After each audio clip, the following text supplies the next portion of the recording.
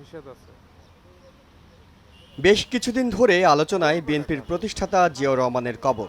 সংসদ ভবনের চারপাশ থেকে নকশা বহির্ভূত সব অবকাঠামো সরিয়ে নেওয়ার দাবি উঠে বিভিন্ন মহল থেকে। সেক্ষেত্রে চন্দ্রিমা উদ্যান থেকে সরিয়ে নিতে হবে জিয়াউর রহমানের কবরও।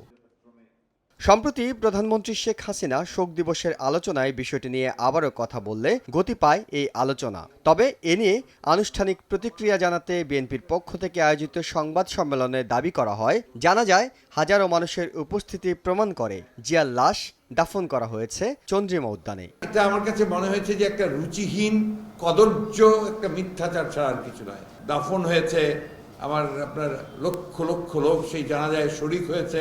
তৎকালীন সেনা অধিনায়ক এরশাদ সাহেব তিনি নিজে তার বডি ক্যারি করেছেন।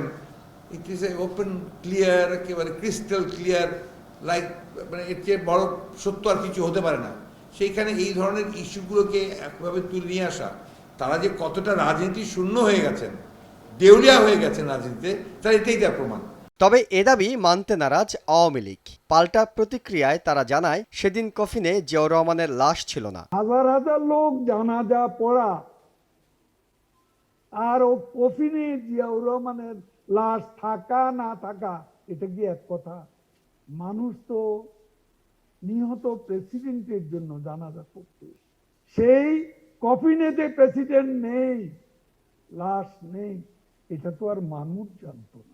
আলাদা এক অনুষ্ঠানে মুক্তিযুদ্ধ বিষয়ক মন্ত্রী জানান, দীর্ঘদিনের দাবি অনুযায়ী শুধু জিয়ার কবর নয়, সংসদ ভবনের চারপাশ থেকে নকশা বহির্ভূত সব কাঠামোই সরিয়ে নেওয়া হবে। জিয়াউর রহমানের লাশ খুনিরা, জিয়াকে যারা হত্যা করেছে তারা দাবি করেছিল যে ওই বার্ন টু অ্যাশেজ, এটা আমরা পুইরা ছাই করে দিয়েছি।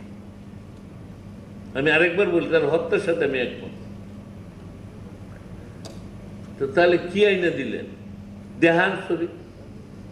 আমি পার্লামেন্টে বলেছি যদি ছবি না থাকে ডিএনএ টেস্ট করেন,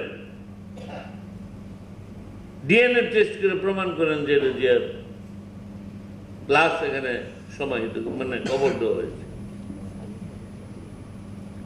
কি দিছেন না দিছেন আল্লাহ জানে, যারা দিচ্ছে তারা জানে। আমরা চ্যালেঞ্জ করি সেখানে জিয়ার লাশ নকশার বাড়িয়ে যা যা আছে, খালি জিয়ার কবর না, আরো কিছু আছে, আরো মানুষের কবর আছে, এগুলো থাকতে পারে না।